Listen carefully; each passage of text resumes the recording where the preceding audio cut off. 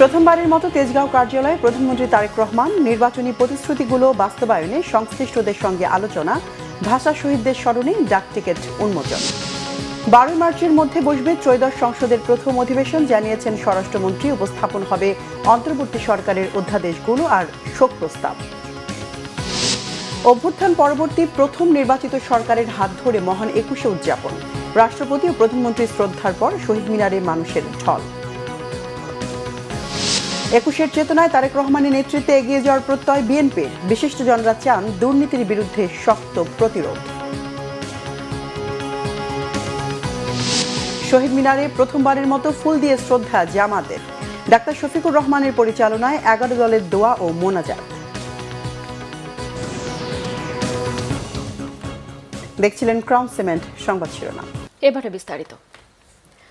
তেজগাঁওয়ে প্রধানমন্ত্রীর কার্যালয়ে প্রথমবারের মতো অফিস করেছেন প্রধানমন্ত্রী তারেক রহমান। প্রধানমন্ত্রী শিক্ষা ও শ্রম উপদেষ্টা মাহদি আমিন জানিয়েছেন, পূর্ব প্রতিশ্রুতি অনুযায়ী ঈদের আগেই কয়েকটি এলাকায় প্রাথমিকভাবে খতিব, ইমাম, মুয়াজ্জিন ও অন্যান্য ধর্মীয় গুরুদের সম্মানী এবং উৎসব ভাতা ঈদের আগেই দেয়া শুরু করবে সরকার। তিনি জানান, প্রধানমন্ত্রী তারেক রহমান নির্বাচনের আগে দেয়া সব প্রতিশ্রুতি বাস্তবায়নের বিষয়ে বিভিন্ন মন্ত্রণালয়ের সংশ্লিষ্টদের সাথে আলোচনা করেছেন। শীঘ্রই জনগণের সামনে দেয়া প্রতিশ্রুতি অনুযায়ী সকল কার্যক্রম শুরু করবে সরকার।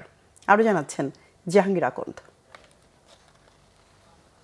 শনিবার সকাল 10টার দিকে প্রথমবারের মতো রাজধানীর তেজগাঁওয়ে প্রধানমন্ত্রী কার্যালয়ে আসেন নতুন প্রধানমন্ত্রী তারেক রহমান। এ সময় কার্যালয়ের কর্মকর্তারা প্রধানমন্ত্রী তারেক রহমানকে স্বাগত জানান। প্রধানমন্ত্রী নিজে কার্যালয়ের মূল ভবনে প্রবেশের আগে সাবেক প্রধানমন্ত্রী বেগম খালেদা জিয়া সরকারের সময় দায়িত্ব পালনকারী কর্মকর্তা কর্মচারীদের সঙ্গে কুশলাদি বিনিময় করেন। কার্যালয় চত্বরে প্রধানমন্ত্রী একটি স্বর্ণচাপা ফুলের চারাও রোপণ করেন। এ সময় প্রধানমন্ত্রীর প্রতিরক্ষা উপদেষ্টা অবসরপ্রাপ্ত brigadier general doctor AKM Shamsul Islam সহ অন্যান্য কর্মকর্তারা উপস্থিত ছিলেন। প্রধানমন্ত্রী তারেক রহমান মহান শহীদ দিবস ও আন্তর্জাতিক মাতৃভাষা দিবস উপলক্ষে একটি নতুন ডাকটিকিটও উন্মোচন করেন।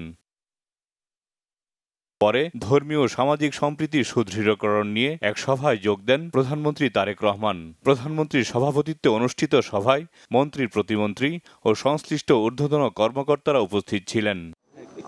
বিকেলে প্রধানমন্ত্রী কার্যালয়ের 4 নম্বর গেটের সামনে সাংবাদিকদের সাথে কথা বলেন প্রধানমন্ত্রীর শিক্ষা ও শ্রম উপদেষ্টা মাহদি আমিন ও প্রধানমন্ত্রীর প্রেস সচিব ডক্টর সালেহ শিবলি। আজকে মাননীয় প্রধানমন্ত্রী জনাব তারেক রহমানের তৃতীয় কর্মদিবস ছিল। উনি অফিস শুরু করেছিলেন, প্রথম অফিস শুরু করেছিলেন সচিবালয়ে। আজকে প্রথমবারের মতো উনি তেজগাঁও প্রধানমন্ত্রীর কার্যালয়ে অফিস করেছেন।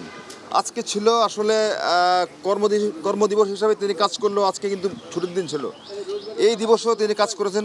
তিনি দেশের একজন সাধারণ নাগরিকের মতন করেই ভিআইপি বলতে আমরা যে জিনিসটা দেখতাম আগে, সেখান থেকে সম্পূর্ণ ভেঙে এসে এখানে ঢুকার আগে ট্রাফিক সিগন্যালও ছিলেন, দীর্ঘক্ষণ সেখানে অপেক্ষা করেছেন, অফিসে ঢুকার আগে একটি বৃক্ষরোপণ করেছেন এবং এই প্রধানমন্ত্রী কার্যালয়ের যারা কর্মচারী কর্মকর্তা রয়েছেন, যাদের অনেকেই ওনার মা এবং সাবেক প্রধানমন্ত্রী দেশনেত্রী বেগম খালেদা জিয়ার সাথে কাজ করেছিলেন এই কার্যালয়ে, ওনাদের সাথে কুশল বিনিময় করেছেন, নাম ধরে আলাপ আলোচনা করেছেন। উপদেষ্টা মাহদি আমিন জানান, খতিব, ইমাম, মুয়াজ্জিন ও অন্যান্য ধর্মীয় গুরুদের সম্মানী এবং উৎসব ভাতা দেবে সরকার। বিভিন্ন মসজিদের সম্মানিত খতিব সাহেব, সম্মানিত ইমাম সাহেব এবং সম্মানিত মুয়াজ্জিন সাহেব সহ অন্যান্য ধর্মের যারা রয়েছেন সেসব ধর্মগুরুদের জন্য আমাদের একটা প্রতিশ্রুতি ছিল যে মাসিক সম্মানী এবং উৎসব ভাতা প্রদান করা হবে এবং মাননীয় প্রধানমন্ত্রীর নির্দেশে একটি সিদ্ধান্ত গৃহীত হয়েছে যে ইনশাআল্লাহ এই ঈদের আগেই আমরা এটি পর্যায়ক্রমে শুরুর যে প্রস্তুতি সেটি সম্পন্ন করে কিছু কিছু জায়গায় ইনশাআল্লাহ সম্মানিত খতিব সাহেবদের, ইমাম সাহেবদের এবং মুয়াজ্জিন সাহেবদেরকে একটি সম্মানী প্রদান করব ইনশাআল্লাহ। নির্বাচনের আগে দেয়া সব প্রতিশ্রুতির বিষয়ে প্রধানমন্ত্রী বিভিন্ন মন্ত্রণালয়ের সংশ্লিষ্টদের সাথে আলোচনা করেছেন বলে জানান মাহদি আমিন।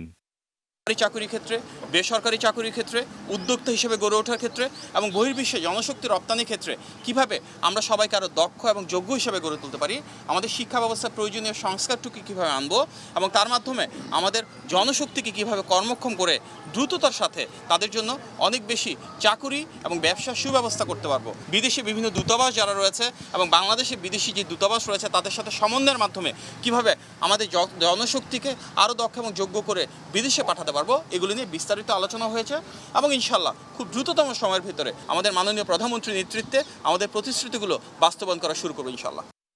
এদিকে প্রধানমন্ত্রী তারেক রহমানের সাথে সৌজন্য সাক্ষাৎ করেছেন বিমান বাহিনী প্রধান air chief marshal Hasan Mahmud Khan এবং নৌবাহিনী প্রধান অ্যাডমিরাল এম নাজমুল হাসান। জাহাঙ্গীর আকন্দ, বাংলাভিশন, ঢাকা। ত্রয়োদশ জাতীয় সংসদের অধিবেশন আগামী মাসের 12 মার্চ অথবা এর 2-3 দিন আগে বসতে পারে। শনিবার রাতে বিএনপি স্থায়ী কমিটির সদস্য ও স্বরাষ্ট্রমন্ত্রী সালাউদ্দিন আহমেদ এই তথ্য জানিয়েছেন। শনিবার সন্ধ্যায় গণমাধ্যমকে স্বরাষ্ট্রমন্ত্রী বলেন, জাতীয় সংসদের প্রথম অধিবেশন বসবে আগামী 12 মার্চ অথবা এর 2-3 দিন আগে। এই অধিবেশনে স্পিকার ও ডেপুটি স্পিকার নির্বাচন হবে।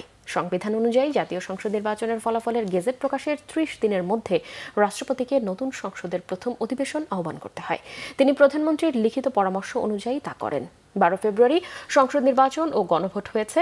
সংসদ নির্বাচনের বিজয়ীদের গেজেট প্রকাশ হয় পরদিন। সেই হিসেবে 14 মার্চের মধ্যে সংসদের প্রথম অধিবেশন বসার বাধ্যবাধকতা রয়েছে। নতুন সংসদ সদস্যরা শপথ নিয়েছেন 17 ফেব্রুয়ারি মঙ্গলবার। স্বরাষ্ট্রমন্ত্রী সালাউদ্দিন আহমেদ জানিয়েছেন, এই অধিবেশনে অন্তর্বর্তীকালীন সরকারের সময়ের অধ্যাদেশগুলো এবং শোক প্রস্তাব উপস্থাপন করা হবে। 21-এর প্রথম প্রহরে ভাষা শহীদদের প্রতি শ্রদ্ধা জানিয়েছেন রাষ্ট্রপতি ও প্রধানমন্ত্রী। মহান শহীদ দিবস ও আন্তর্জাতিক মাতৃভাষা দিবস উপলক্ষে কেন্দ্রীয় শহীদ মিনারে ফুল দিয়ে ভাষা শহীদদের প্রতি শ্রদ্ধা জানান তারা। এছাড়াও শ্রদ্ধা জানিয়েছেন বিরোধী দলীয় নেতা, কূটনীতিক সহ সরকারের ঊর্ধ্বতন কর্মকর্তারা। রিপোর্ট করছেন সিকান্দার রেমান, ক্যামেরায় আবু হানিফ সোহেল। অমর 21শে ফেব্রুয়ারি, মহান শহীদ দিবস ও আন্তর্জাতিক মাতৃভাষা দিবস। 21-এর প্রথম প্রহরে কেন্দ্রীয় শহীদ মিনারে পুষ্পস্তবক অর্পণের মাধ্যমে ভাষা শহীদদের প্রতি গভীর শ্রদ্ধা নিবেদন করেছেন রাষ্ট্রপতি মোহাম্মদ শাহাবুদ্দিন।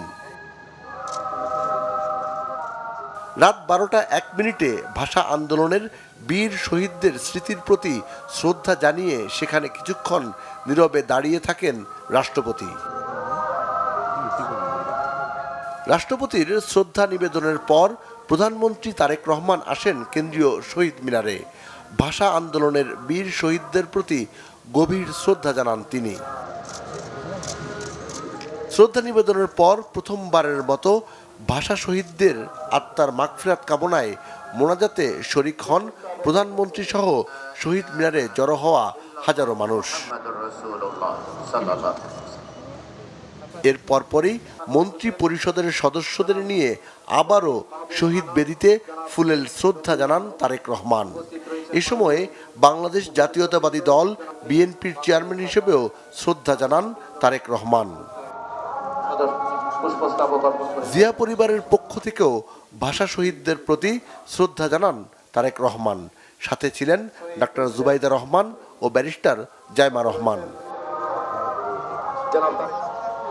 এরপর বিরোধী দলীয় নেতা ও জামাতের আমির ডাক্তার শফিকুর রহমান প্রথমবারের মতো কেন্দ্রীয় শহীদ মিনারে ফুলেল শ্রদ্ধা নিবেদন করেন।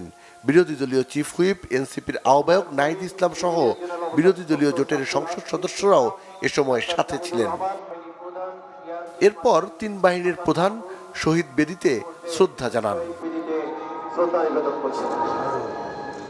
বাংলাদেশে নিযুক্ত বিভিন্ন দেশের কূটনীতিকদের শ্রদ্ধা নিবেদনের পর সব শ্রেণী পেশার মানুষের শ্রদ্ধা জানানোর জন্য শহীদ বেদি উন্মুক্ত করে দেয়া হয়।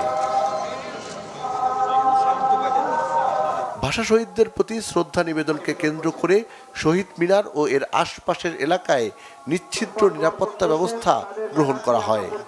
21 মানেই মাথা নত না করা, 21 মানেই চেতনা, 21 মানেই মাথা উঁচু করার গল্প, 21 মানেই শহীদদের গল্প, 21 মানেই স্বাধীনতা এবং সার্বভৌমত্ব। 21-এর এই চেতনা বাস্তবায়নে সর্বস্তরে বাংলার প্রচলন, বাংলা ভাষার প্রচলন আরো বেশি সমৃদ্ধ হোক, সবাই এক হয়ে বাংলার জন্য কাজ করুক, এমন প্রত্যাশা শহীদ বেদিতে শ্রদ্ধা জানাতে আসা সর্বস্তরের মানুষের। সিকান্দার রেমান, বাংলাভিশন, কেন্দ্রীয় শহীদ মিনার, ঢাকা। রাষ্ট্রের গুরুত্বপূর্ণ ব্যক্তিদের শ্রদ্ধা নিবেদন শেষে সর্বসাধারণের জন্য উন্মুক্ত করে দেয়া হয় কেন্দ্রীয় শহীদ মিনার। মধ্যরাতে ঢল নামে সাধারণ মানুষের, সবাই শোক, শ্রদ্ধা আর ভালোবাসায় স্মরণ করেন ভাষা শহীদদের। এদিকে শ্রদ্ধা নিবেদনে গিয়ে বিএনপির মহাসচিব ও স্থানীয় সরকার মন্ত্রী মির্জা ফখরুল ইসলাম আলমগীর জানান, নতুন রাজনৈতিক সরকারের কাছে জনপ্রত্যাশা বেড়েছে। ২১-এর চেতনাকে ধারণ করে সেই প্রত্যাশা পূরণের আশ্বাস দেন তিনি। বিস্তারিত জানাচ্ছেন শুভ মাহফুজ, ছবি তুলেছেন আলমাসুম সবুজ। দলের জ্যেষ্ঠ নেতাদের নিয়ে শহীদ বেদিতে ফুল দিয়ে শ্রদ্ধা জানান প্রধানমন্ত্রী তারেক রহমান।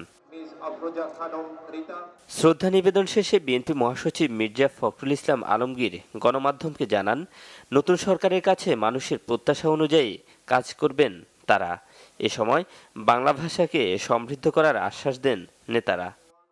জনগণের যে প্রত্যাশা আগামী দিনগুলোর জন্যে, গণতান্ত্রিক সরকারের জন্যে, একটা বাংলাদেশে একটি সত্যিকার অর্থেই একটা ইনসাফের উপর ভিত্তি করে একটা গণতান্ত্রিক সমাজ গড়ে তোলার ২১-এর যেটা মূল চেতনা ছিল, যে সত্যিকার অর্থেই বাংলাদেশে একটি বৈষম্যহীন একটা সমাজ, একটা রাষ্ট্র গঠন করা, সেই চেতনার ভিত্তিতে আমরা আগামী দিনে এগিয়ে যাব। ছাত্রগণ অভ্যুত্থানের পরে মানুষের যে আকাঙ্ক্ষা, প্রত্যাশা, তার মধ্যে হচ্ছে আমাদের যেন আমরা জাতীয় সংস্কৃতি এবং ইতিহাসকে সর্বোচ্চ মর্যাদা দিই। সেই হিসাবে আমরা এবারের ২১-কে মর্যাদাবান করার জন্য আরও বেশি চেষ্টা করেছি। সরকারের মন্ত্রীরা বলেন, ২১-ই ৭১-এর প্রেরণা। স্বাধীনতার দায়বদ্ধতা সকলের জন্য, স্বাধীনতার প্রেরণা, স্বাধীনতার যে আমাদেরকে যে দেশপ্রেম, এগুলো তো সব কিছু মিলিয়ে আজকের দিনটা অত্যন্ত গুরুত্বপূর্ণ।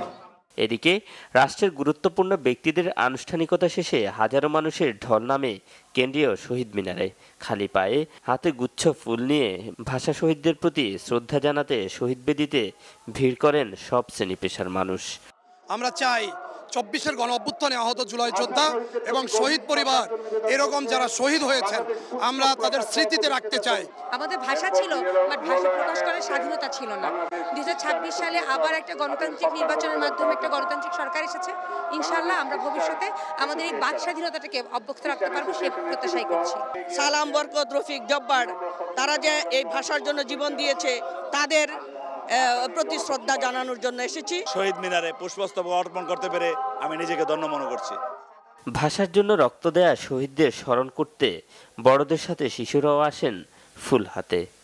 এখানে যারা ভাষার জন্য মৃত্যুবরণ করেছে তাদেরকে ফুল দিয়ে শ্রদ্ধা করতে এসেছি। যারা শহীদ হয়ে গিয়েছে ওদের জন্য শ্রদ্ধা জানাতে এখানে এসেছে। মাতৃভাষা আমাদের গর্বের ভাষা, এই দেশের একান্ত ভাষা।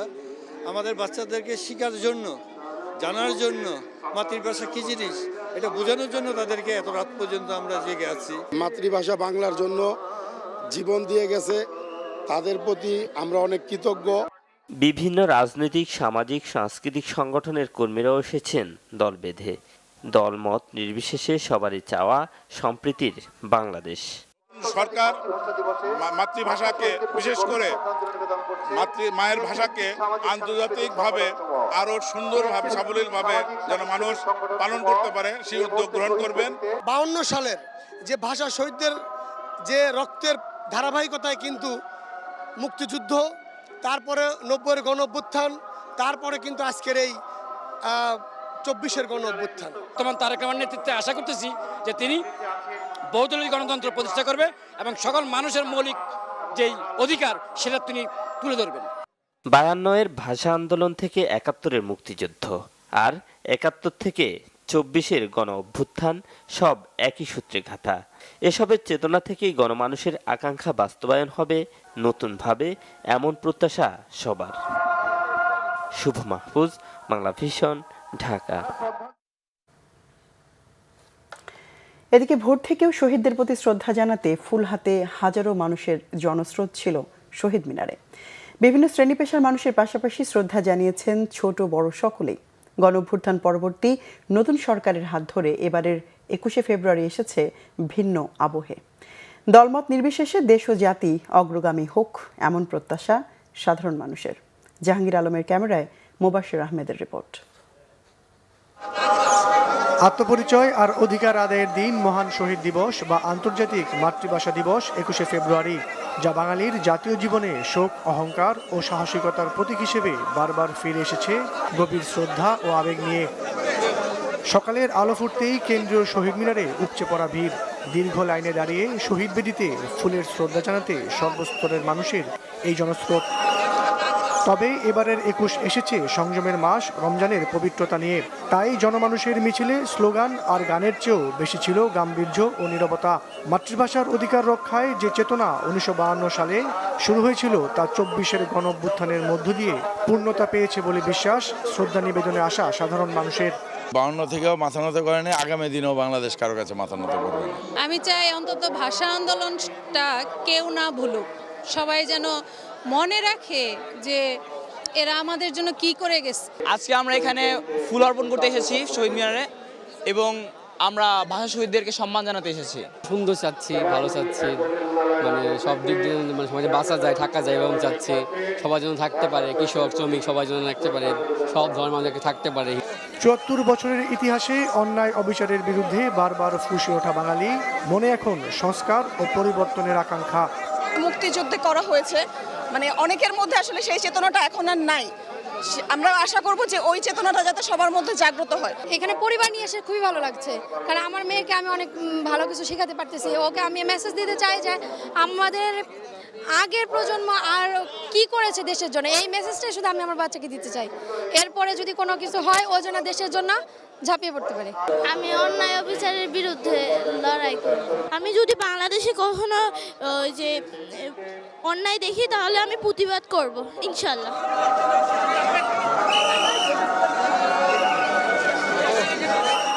শহীদ মিনারের এই স্রোত শুধু শোকের নয়, বরং ২১-এর চেতনাকে ধারণ করে বৈষম্যহীন বাংলাদেশ সৃষ্টি করার এক দীপ্ত শপথ। এবারের ২১-এ আমাদের মনে করিয়ে দিচ্ছে ভাষা আন্দোলন থেকে শুরু করে ২৪-এর গণঅভ্যুত্থান পর্যন্ত বাঙালি জাতি কখনো অন্যায় অবিচারের কাছে মাথা নত করেনি। মুবাশশির আহমেদ, বাংলা ভিশন, ঢাকা। ২১-এর চেতনায় উজ্জীবিত হয়ে দুর্নীতি ও ধর্মান্ধতার বিরুদ্ধে প্রতিরোধ গড়ে তোলার আহ্বান জানিয়েছেন বিশিষ্টজনেরা। ট্রান্সপারেন্সি ইন্টারন্যাশনাল বাংলাদেশ টিআইবি নির্বাহী পরিচালক ডক্টর ইফতেখারুজ্জামান বলেছেন, গত ১৭ বছরে স্বৈরাচারী শাসন থেকে মুক্ত হয়ে এবার মানুষ ভাষা শহীদদের স্মরণ করেছে শ্রদ্ধায় ও ভালোবাসায়। আর মুক্তিযুদ্ধ বিষয়ক প্রতিমন্ত্রী ইশরাক হোসেন বলেছেন, তারেক রহমানের নেতৃত্বে অগ্রগতির পথে এগিয়ে যাবে বাংলাদেশ। এটাই এবারের ২১-এর প্রত্যয়। মুহিবুল্লাহ মুহিবের রিপোর্টে বিস্তারিত। ২১-এর প্রভাত ফেরি, কেন্দ্রীয় শহীদ মিনার ছাপিয়ে এই জনস্রোত একদিকে নিউ মার্কেট, অন্যদিকে গুলিস্তান পর্যন্ত পৌঁছেছে। রাজনীতিবিদ, সাংস্কৃতিক কর্মী, বিশ্ববিদ্যালয়ের শিক্ষক থেকে শুরু করে সরকারি বেসরকারি নানা সংগঠন সামিল এই জনস্রোতে। ২১ মানে অন্যায়ের বিরুদ্ধে বুক চিতিয়ে দাঁড়ানো, ২১-এর চেতনাকে বুকে ধারণ করে নতুন বাংলাদেশ গড়া শপথে যেন এক মোহনায় মিলেছে পুরো বাংলাদেশ। আমরা লড়াই করি কিসের জন্য? জালেমের বিরুদ্ধে, অন্যায়ের বিরুদ্ধে, জুলুমের বিরুদ্ধে, সেটা অবিচারের বিরুদ্ধে আমরা লড়াই করি। আমরা লড়াই করেছি যখন আমাদের ভোট কেড়ে নিয়ে যাওয়া হয়েছে, আমাদের দেশকে ধ্বংস করে ফেলে গণতন্ত্রকে হত্যা করা হয়েছে, সেটির বিরুদ্ধে আমাদের লড়াই ছিল। বাংলাদেশকে একটা দাস রাজ্যে পরিণত করা হয়েছিল, একটা ভ্যাসেল স্টেটে পরিণত করা হয়েছিল পার্শ্ববর্তী রাষ্ট্রে, সেটার বিরুদ্ধে আমাদের লড়াই ছিল। আমাদের এই লড়াই মানে আবহমান, চলমান থাকবে। আমরা করছি, আমাদের পূর্ববর্তী প্রজন্ম করেছে, আমাদের পরবর্তী প্রজন্ম করবে, আরও ১০ প্রজন্ম করবে। আমরা বিশ্বাস করি সব কিছু সার্বজনীন, সবার জন্য। তা আমরা বিশ্বাস করি যে মুক্ত মন নিয়ে, মুক্ত পরিবেশে আজকে যেমনি ২১ ফেব্রুয়ারি পালন কৃষক দল জাতিভাবে শ্রদ্ধা নিবেদন শেষে ফ্যাসিবাদ বিরোধী যে আন্দোলন, আমরা রিকোয়েস্ট করছি, অনুরোধ করছি, আপনারা কাইন্ডলি আপনাদের ব্যানারটি গুটিয়ে নিন। আমরা সবাই এগিয়ে যাব। আমাদের ২১-এর চেতনা হলো অন্যায়ের সাথে আপোষ না করা। ২১-এর চেতনা হলো মানুষের জন্য কাজ করা, মানুষের অধিকার রক্ষার লড়াইয়ে অংশগ্রহণ করা। আমরা দীর্ঘদিন যাবত অধিকার রক্ষার লড়াইয়ে ছিলাম, এখন আমরা সরকার এসেছি। আমরা মানুষের অধিকারগুলো প্রতিষ্ঠিত করার লড়াইয়ে এখন আছি এবং এই লড়াই আমরা জিতব ইনশাআল্লাহ।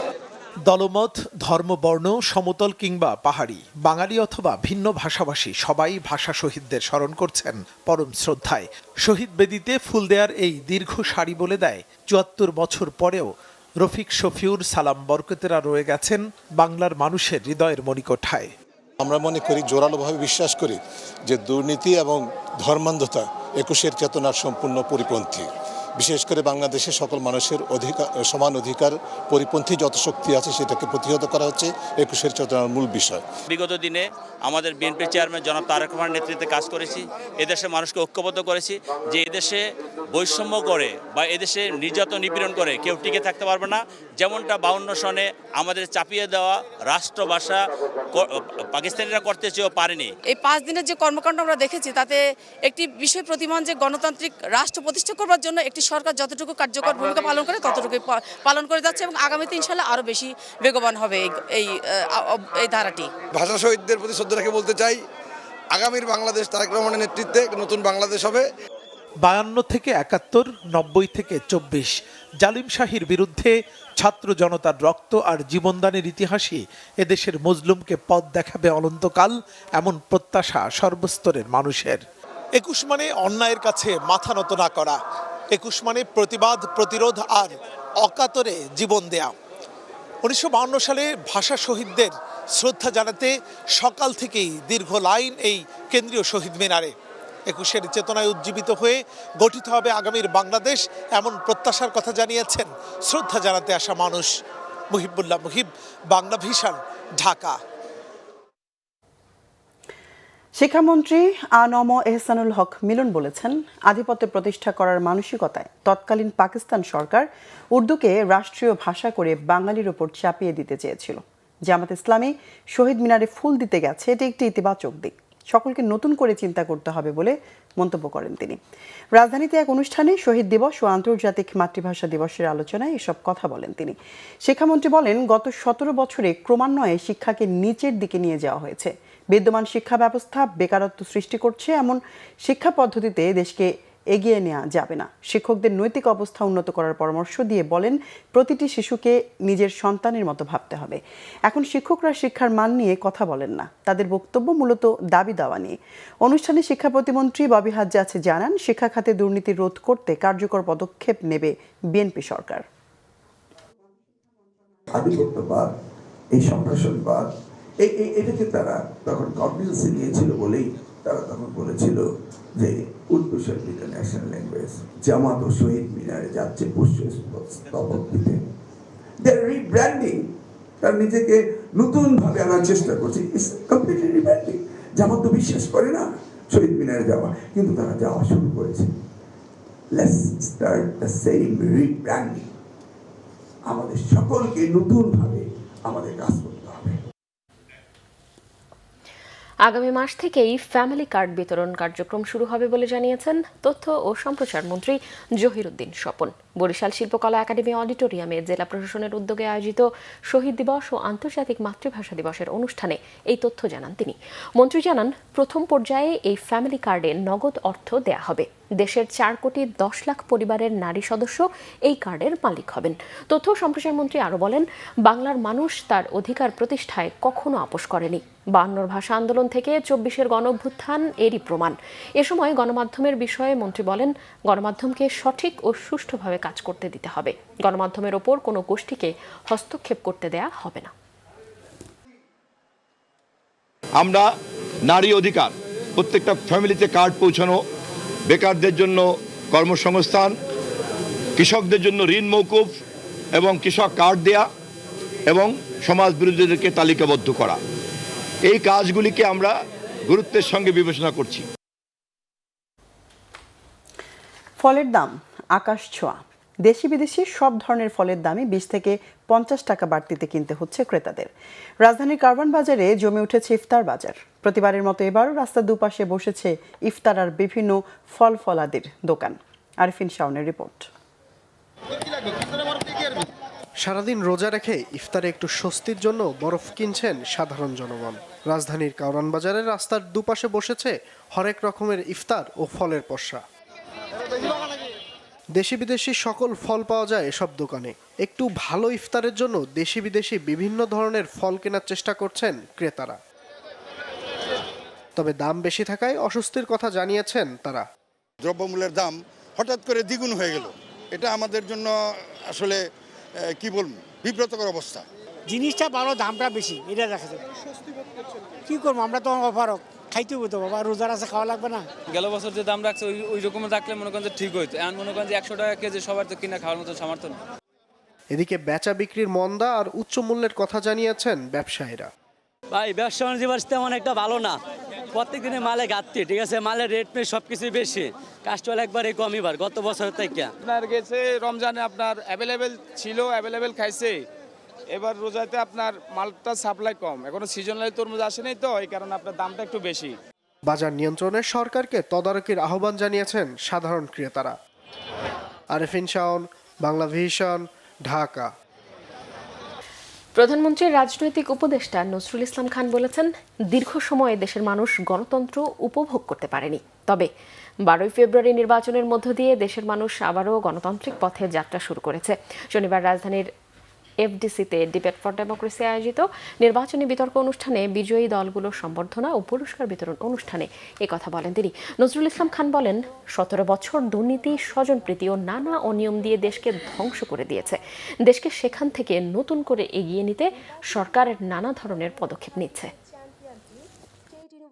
অনেক বছরে দেশের মানুষ গণতন্ত্র যথাযথভাবে অনুশীলন করতে পারে নাই, ফলে গত 12ই ফেব্রুয়ারি নির্বাচন একটা গুরুত্বপূর্ণ অনুষ্ঠান ছিল আমাদের দেশে। যুবকদের প্রতি আহ্বান, খালি আক্ষেপ নয়, যা আমার প্রাপ্য তা অর্জনের জন্য যেন আমরা ঐক্যবদ্ধভাবে চেষ্টা করি।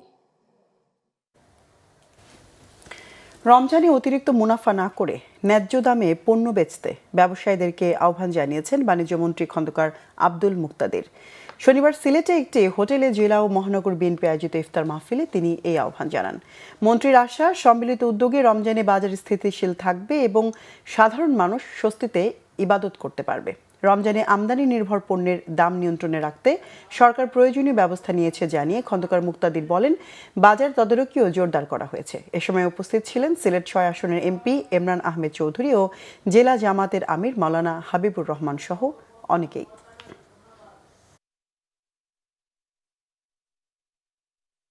চালিয়ে যাচ্ছি যাতে দ্রব্যমূল্য স্থিতিশীল থাকে এবং মূলত আমদানি নির্ভর রোজায় যে সমস্ত ভোগ্যপণ্য বেশি হয় সেগুলির মূল্য একটি স্থিতিশীল পর্যায়ে আছে। কিছু কৃষি পণ্য মাঝে মাঝে হঠাৎ এটির উল্লঙ্ঘন ঘটে, যেমন লেবুর দাম বেড়ে গিয়েছিল, আবার গতকালকে কিছু কমেছে। বাজার মনিটরিং এর কার্যক্রম আমরা জোরদার করব। সৌদি আরব রমজান মাসে তারা লাভ করেন না, ডিসকাউন্টে ছেড়ে দেন জিনিস, কারণ সবের আশায়। বাংলাদেশের সমস্ত ব্যবসায়ী ভাইদের আমি বলবো, 11 মাস লাভ করেন, রোজা মাস বাদ রাখেন। দেশকে অস্থিতিশীল পরিস্থিতিতে না ফেলে জনগণের রায় মেনে গণভোট বাস্তবায়ন করতে সরকারের প্রতি আহ্বান জানিয়েছেন জামাতের নায়েবে আমির অধ্যাপক মুজিবুর রহমান এমপি। রাজপথ আর সংসদের মাধ্যমে গণভোট বাস্তবায়ন করার কথাও জানান তিনি। শনিবার রাজধানীর ডিপ্লোমা ইঞ্জিনিয়ার্স ইনস্টিটিউটে জামায়াতে ইসলামী ঢাকা মহানগর আয়োজিত আন্তর্জাতিক মাতৃভাষা দিবসের আলোচনা সভায় তিনি একথা বলেন। এ সময় দেশে শান্তি প্রতিষ্ঠায় সরকারি ও বিরোধী দল একসাথে কাজ করবে বলেও আশা প্রকাশ করেন অধ্যাপক মুজিবুর রহমান। আলোচনায় অংশ নিয়ে দলটির সহকারী secretary general HM. Hamidur Rahman Azad বলেন, জুলাই চেতনা বাদ দিলে দেশে আবারও স্বৈরাচার ফিরে আসবে। সংবিধান সংস্কার পরিষদের শপথ না নিয়ে বিএনপি আবারও স্বৈরাচার ফিরিয়ে আনার ষড়যন্ত্র করছে বলেও অভিযোগ করেন জামাতের এই নেতা। জুলাই চেতনা, জুলাই সংস্কারকে মাইনাস করে গণতন্ত্র সুসংহত হবে না স্বৈরতন্ত্র আবার ফিরে আসবে? ওনারা গণতন্ত্র সুসংহত নয়, স্বৈরতন্ত্রকে ফিরিয়ে আনার ষড়যন্ত্রের বিপদে হাঁটছে। সময় এখনই আলোচনা করে সিদ্ধান্ত করে গণভোটকে মেনে নিতে হবে। গণভোট যদি না মানা হয়, জনগণ তখন এই সরকারকে মানতে চাইবে না, একটা ভিন্ন ধরনের পরিবেশ হয়ে যাবে। এবার আরো কিছু খবর নিয়ে একটি ডেস্ক রিপোর্ট দেখুন। পানি সম্পদ মন্ত্রী ও বিএনপির যুগ্ম মহাসচিব শহীদ উদ্দিন চৌধুরী অ্যানি বলেছেন, সততার মূল্যায়নে দেশের পাহারাদার থাকবেন প্রধানমন্ত্রী তারেক রহমান। তিনি প্রতিটি মন্ত্রণালয়, মন্ত্রী ও বিভাগের ব্যাপারে সজাগ। দুপুরে লক্ষ্মীপুর প্রেস ক্লাব আয়োজিত সুধী সমাবেশে তিনি এসব কথা বলেন। আবেগ আপ্লুত হয়ে অ্যানি বলেন, জনগণের দেয়া আমানত ও সম্মান তিনি রক্ষা করবেন। আইন অমান্য করে যেন আর কোনো উঁচু ভবন নির্মাণ করা না হয়, এই বিষয়ে কঠোর অবস্থানের কথা জানিয়েছেন গৃহায়ন ও গণপূর্ত মন্ত্রী জাকারিয়া তাহের সুমন। কুমিল্লা সার্কিট হাউসে সংশ্লিষ্ট মন্ত্রণালয়ের আওতাধীন কর্মকর্তাদের সাথে মত বিনিময়ের সময় তিনি এসব কথা বলেন। মন্ত্রী বলেন, আগে যারা আইন অমান্য করে উঁচু দালান নির্মাণ করেছেন, সেসব ভবন এখন ভেঙে ফেলা সমীচীন না হলেও অবৈধ দালান মালিকদের জরিমানা করা যেতে পারে। কুমিল্লা শহরকে যানজট মুক্ত রাখতে প্রয়োজনীয় পদক্ষেপ নেওয়ার অঙ্গীকারও করেন মন্ত্রী। পাহাড়ি বাঙালি সবাইকে একসাথে নিয়ে এগুতে ও আগামীর রেইনবো বাংলাদেশ গড়তে চান পার্বত্য চট্টগ্রাম বিষয়ক প্রতিমন্ত্রী ব্যারিস্টার মীর মোহাম্মদ হেলাল উদ্দিন। দুপুরে প্রতিমন্ত্রীর দায়িত্ব পেয়ে চট্টগ্রামে আসার পর বিমানবন্দরে তিনি সাংবাদিকদের কথা বলেন। দল মত নির্বিশেষে সবার জন্য কাজ করবেন জানিয়ে তিনি বলেন, উন্নয়ন কর্মকাণ্ডে কোনো রাজনৈতিক বিভেদ রাখা হবে না। এখানে দল, ধর্ম, গোত্র বা শ্রেণী ভেদে কোনো বৈষম্য থাকবে না। সাগরকন্যা কুয়াকাটাকে আন্তর্জাতিক পর্যটন কেন্দ্র হিসেবে গড়ে তুলতে এই এলাকায় বিমানবন্দর করা জরুরি বলে মনে করেন পটুয়াখালী ৪ আসনের সংসদ সদস্য ABM মোশাররফ হোসেন। তিনি বলেন, অবহেলিত এই অঞ্চলের উন্নয়ন ত্বরান্বিত করা না গেলে দেশের সামগ্রিক উন্নয়ন সম্ভব নয়। ঢাকা বিশ্ববিদ্যালয়ের TSC-তে ঢাকাস্থ কলাপাড়ার ছাত্র সংগঠন পায়রা আয়োজিত ইফতার অনুষ্ঠানে তিনি এসব কথা বলেন। অনুষ্ঠানে শাহজালাল ইসলামী ব্যাংকের সাবেক চেয়ারম্যান ইঞ্জিনিয়ার তৌহিদুর রহমান বলেছেন, পর্যটন কেন্দ্র কুয়াকাটা, পায়রা বন্দর, পায়রা তাপবিদ্যুৎ কেন্দ্রের কারণে পটুয়াখালী কলাপাড়া উপজেলা ভৌগোলিকভাবে অত্যন্ত গুরুত্বপূর্ণ। পবিত্র রমজান উপলক্ষে bankers welfare association Bangladesh BWAB গত বছরের মতো এবারও 21শে ফেব্রুয়ারিতে ঢাকা, চট্টগ্রাম ও কুমিল্লা শহরে গরিব দুস্থদের মাঝে ইফতার বিতরণ করেছে। এতে অংশ নেন সংগঠনের নির্বাহী কমিটির সদস্য মোশাররফ হোসেন, এমদাদ হোসেন, তারেক বদরুল হাসান এবং কাজী মোহাম্মদ শাহিদ রহমান। অ্যাসোসিয়েশনের প্রেসিডেন্ট মিউচুয়াল ট্রাস্ট ব্যাংকের সাবেক MD and CEO Kazi Mohammad Shafiqur Rahman উল্লেখ করেন, এই সংগঠন দেশের অনাকাঙ্ক্ষিত দুর্যোগে এবং দুস্থদের সেবায় সাধ্যমতো ভূমিকা রাখতে বদ্ধপরিকর। মহান শহীদ দিবস ও আন্তর্জাতিক মাতৃভাষা দিবস উপলক্ষে ভাষা আন্দোলনের বীর শহীদদের প্রতি গভীর শ্রদ্ধা নিবেদন করেছে রূপালী ব্যাংক PLC। শনিবার ব্যাংকের ব্যবস্থাপনা পরিচালক কাজী মোহাম্মদ ওয়াহিদুল ইসলাম কেন্দ্রীয় শহীদ মিনারে পুষ্পস্তবক অর্পণ করে শ্রদ্ধা জানান। এ সময় ব্যাংকের উপব্যবস্থাপনা পরিচালক তাহমিনা আক্তার, হাসান তানভীর, মহাব্যবস্থাপক মোহাম্মদ নোমান মিয়া, মোহাম্মদ মঈনুদ্দিন মাসুদ, তানভীর হাসনাইন মঈন, আবু নাসের মোহাম্মদ মাসুদ ও সালামুন নেসা সহ সর্বস্তরের কর্মকর্তা কর্মচারীরা উপস্থিত ছিলেন। Bangla vision news desk. আইসিসির সাথে বাংলাদেশের ক্রিকেট বোর্ডের সম্পর্ক ভালো নেই। আইসিসি বোর্ড ভাঙার ক্ষেত্রে কোনো সিদ্ধান্ত নিতে চাইলে নিতে পারে, জানিয়েছেন বিসিবির সহ সভাপতি ফারুক আহমেদ। বিশ্বকাপে খেলতে না যাওয়ায় সাবেক ক্রীড়া উপদেষ্টা আসিফ নজরুলের সিদ্ধান্ত ছিল বলেও জানান তিনি। যুব ও ক্রীড়া প্রতিমন্ত্রী আমিনুল হককে নিয়ে বিসিবির এক পরিচালকের বিরূপ মন্তব্যকে দুঃখজনক বলেছেন ক্রীড়া সংগঠকরা। মনির হোসেন খানের রিপোর্ট। বাংলাদেশ ক্রীড়া লেখক সমিতি BSP এর ইফতার ও দোয়া মাহফিল, ক্রিকেট, ফুটবল সহ দেশের সব ধরনের খেলাধুলার তারকাদের মিলন মেলা। এর আগেও ফুটবল তারকা হিসেবে এই আয়োজনে এসেছেন আমিনুল হক। এবার এলেন ভিন্ন পরিচয়ে নতুন সরকারের যুব ও ক্রীড়ামন্ত্রী হয়ে। কুশল বিনিময়ে সরগরম জাতীয় হ্যান্ডবল ফেডারেশন মাঠ। তবে আলোচনার কেন্দ্রে ক্রিকেট। আমিনুল হককে নিয়ে একজন বিসিবি পরিচালকের বিরূপ মন্তব্য। বিসিবির মিডিয়া কমিটির চেয়ারম্যানের কাছে ফাটাকেষ্ট শব্দটাই নতুন। সাবেক পরিচালক ফাহিম সিনহা বলছেন, দুঃখজনক। এটা আপনার বাংলাদেশের ইতিহাসে কখনো হয়নি, বা স্পোর্টসের ইতিহাসে অন্য কোনো সভ্য দেশে এটা হয়েছে কিনা ওইটা আমার জানা নেই। আমার এটা হওয়ার কথা না, এটা হওয়া উচিত না। এরকম একটা দায়িত্বশীল জায়গা থেকে আপনার কথাবার্তা একটু বুঝে শুনে বলা উচিত। আমি ঠিক জানি না, আমি জিনিসটা শুনিও নি বা দেখিও নি, আমি প্রথম শুনলাম। বাট কখনোই আমার মনে হয় না ফাটাকেষ্ট কি এই শব্দটা আমি কোনোদিন ইতিপূর্বে শুনিনি। এই জিনিসটা কি পজিটিভ বা নেগেটিভ আমার আসলে ধারণা নেই। ফারুক আহমেদ দিলেন সাকিবের দলে ফেরার ইঙ্গিত। বিশ্বকাপে খেলতে না পারার দায় চাপালেন সাবেক ক্রীড়া উপদেষ্টা আসিফ নজরুলের ওপর। সাকিবের এই জিনিসটা জারি আছে এবং অনেক দূর এগিয়ে গেছে। আমার মনে হয় এটা আপনারা খুব শীঘ্রই একটা হয়তো সংবাদ পাবেন। বাট আবার একটা কথা বলে রাখি, তার অন্য যে জিনিসগুলো আছে এটা ক্রিকেট বোর্ডের হাতে নেই। ওই জিনিসটা সরকারের চেষ্টা করতে হবে। প্লেয়ারদের সাথে যখন কথা বলেছে আসিফ নজরুল উপদেষ্টা মহোদয়, আসলে আমরা already we made the call যে আমরা যাচ্ছি না। প্রথমেই কিন্তু প্রেস কনফারেন্সে গভর্নমেন্ট থেকে তাদের স্ট্যান্সটা বুঝিয়ে দিয়েছে, তারপরে ক্রিকেট বোর্ড শুধু ফলো করেছে। ফারুক আহমেদ স্বীকার করলেন আইসিসির সাথে বিসিবির সম্পর্ক ভালো নেই। আইসিসির সাথে আমাদের সম্পর্কটা এই মুহূর্তে একদম বেস্ট পর্যায়ে নাই, খুব ভালো পর্যায়ে নাই।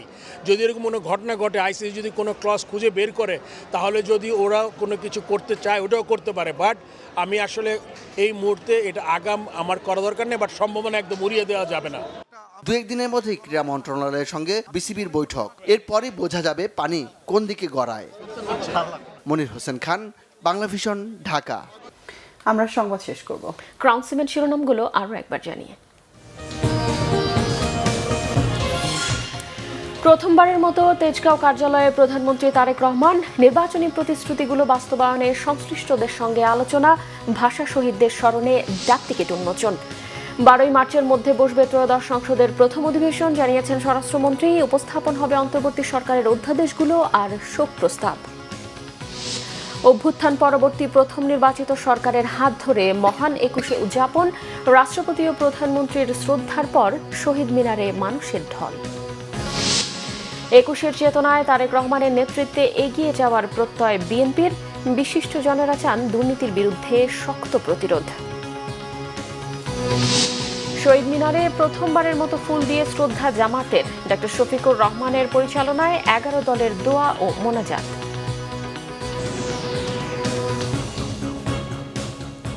এই ছিল এখনকার মতো। পরের সংবাদ রাত 1টায় দেখার আমন্ত্রণ রইল। এছাড়া বাংলা ভিশন সংবাদ ও সংবাদ সংশ্লিষ্ট অনুষ্ঠান দেখতে ভিজিট করুন www.bvnews24.com ও facebook.com/banglavisionnews এবং সাবস্ক্রাইব করুন youtube.com/banglavisionnews। এতক্ষণ সঙ্গে থাকার ধন্যবাদ সবাইকে। শুভরাত্রি।